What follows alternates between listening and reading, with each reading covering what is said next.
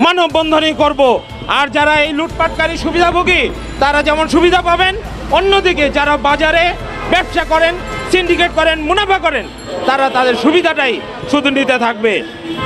আমরা ভোক্তা অধিদপ্তরের উদ্দেশ্যে একটি কথা বলি, আপনারাও ফেসবুক ইউটিউব থেকে বের হয়ে আসেন। ফেসবুক ইউটিউব থেকে বেরিয়ে এসে বাজার নিয়ন্ত্রণ করেন। এই ফেসবুক ইউটিউব ভিত্তিক বাজার নিয়ন্ত্রণ আমরা চাই না। আমরা প্রতিযোগিতা কমিশনকে চেয়েছিলাম এটি পুনর্গঠন হোক, কিন্তু প্রতিযোগিতা কমিশন সেই প্রতিযোগিতা কমিশনের মধ্যেই সীমাবদ্ধ আছে, ওই অফিসের মধ্যেই সীমাবদ্ধ আছে। আজকে আমি সভাপতির কাছে দাবি করব, আপনারা বলেন যে প্রতিযোগিতা কমিশনকে তার কার্যক্রম এবং বিগত দিনে যতগুলি মামলা হয়েছিল সেই মামলা 15 দিনের মধ্যে যদি তারা নিষ্পত্তি না করতে পারে, তাদেরকে গ্রেপ্তার না করতে পারে, বাজার নিয়ন্ত্রণ না করতে পারে, তাহলে বলেন আমরা কনজিউমার অ্যাসোসিয়েশন, সাধারণ নাগরিক সমাজ সেই প্রতিযোগিতা কমিশন ঘেরাও করে এদেরকে আগে শাস্তির আওতায় আনবো। জনগণকে আগে এদেরকে শাস্তির আওতায় আনতে হবে। যদি এই সমস্ত সুবিধাভোগী কমিশনভোগীদের আপনার যতদিন এদেরকে আইনের আওতায় আনতে না পারবো, এদের জবাবদিহিতা নিশ্চিত না করতে পারবো, ততদিন বাজার নিয়ন্ত্রণ করা সম্ভব না। আমরা কিছুদিন আগেও দেখলাম ডিমের বাজার কিন্তু এখন ঊর্ধ্বমুখী।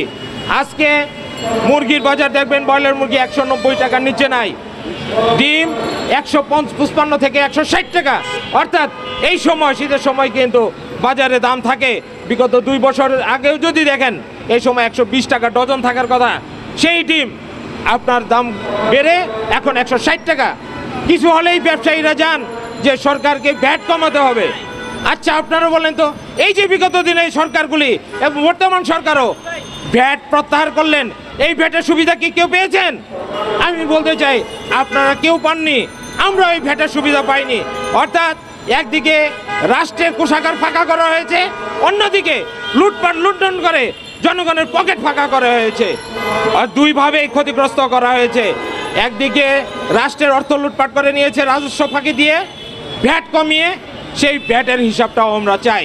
সরকারকে কাছে আমরা জানতে চাই যে আপনি যে ভ্যাট কমালেন ভোজ্য তেলের ক্ষেত্রে, ডিমের ক্ষেত্রে, সেই ডিম তেল গেল কোথায়? সেই ডিম তেল কারা পেল? আপনি দেখেন না, যখন ট্রাকে আপনারা ট্রাক সেলে আপনারা পণ্য বিক্রি করে হাজার হাজার মানুষ, কিভাবে সাধারণ মানুষ, আপনার দরিদ্র মানুষ লাইন ধরে। শুধু দরিদ্র মানুষ লাইন ধরে না, আমরা দেখেছি যারা মধ্যবিত্ত, নিম্ন মধ্যবিত্ত মানুষ, তারাও এই ট্রাকের পিছনে ছুটে।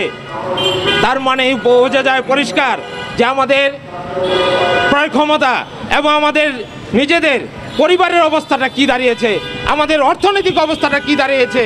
না হলে আমরা কেন এই একটু কম দামে 5 টাকা 10 টাকা কমে পাওয়ার জন্য ট্রাকের পিছনে আমরা ছুটছি হো করে। সরকারকে আমরা বলি যে আপনি শতভাগ রেশনিং পদ্ধতি চালু করেন। যদি শতভাগ রেশনিং পদ্ধতি চালু করতেন তাহলে মানুষ ঘরে বসেই তার একটি কার্ড সিস্টেমের মাধ্যমে তারা ন্যায্য মূল্যে তারা পণ্য ক্রয় করতে পারত। আমরা সেটাও পারিনি।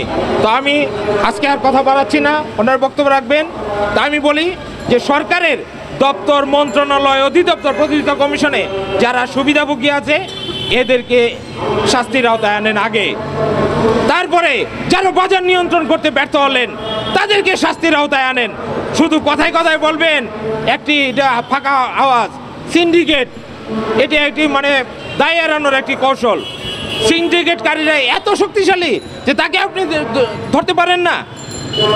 বিগত 16 বছর যারা ক্ষমতায় বসেছিল এত শক্তিশালী, তাদেরকে যদি ধরা যায়, তারা যদি দেশ থেকে পালাতে পারে, আর এই সিন্ডিকেটকারীরা আপনি ধরতে পারছেন না কেন?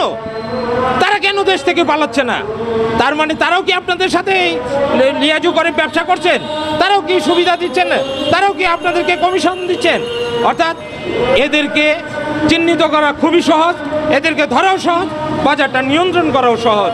শুধু আপনাদেরকে ইমপ্লিমেন্ট করতে হবে এবং বাস্তবায়ন করতে হবে। সবাইকে ধন্যবাদ জানিয়ে আমি আমার বক্তব্য শেষ করছি।